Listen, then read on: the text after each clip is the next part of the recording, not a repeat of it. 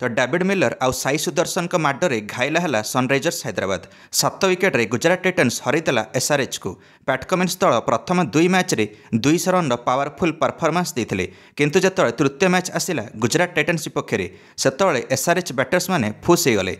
दर्शक बंधु मैंने आईपीएल मैच नंबर 12 रे गुजरात टाइटन्स हरैला सनराइजर्स हैदराबाद को, सेटा भी 7 विकेट्रे। तो प्रथम तो सनराइजर्स हैदराबाद बैटिंग करी मात्र 162 रन करें 8टा विकेट हरैकी।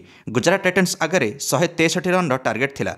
प्रथम 2 ओपनर आसिले सुमन गिल और रिद्धिमान शाह गुजरात टाइटन्स तरफ।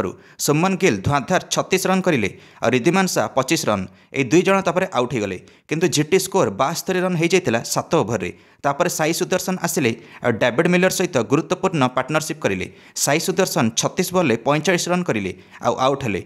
4टा चौका और 1 छक्का करथिले साई सुदर्शन।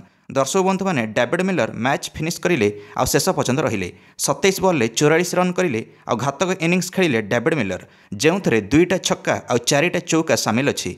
गुजरात वाला 3 विकेट हराई जीतीगले मैच। 5 बॉल आहरी बाकी थिला। विजय शंकर पर आसिक 14 रन गुरुत्वपूर्ण इनिंग्स खेलिले।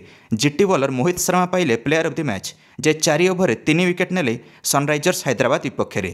तो निज होम ग्राउंड अहमदाबाद रे सुमन गिल बाहिनी हरैदेले हैदराबाद को। ए 12 मैच रु 11 मैच रे होम टीम विजय लाभ कर सारी चलित आईपीएल।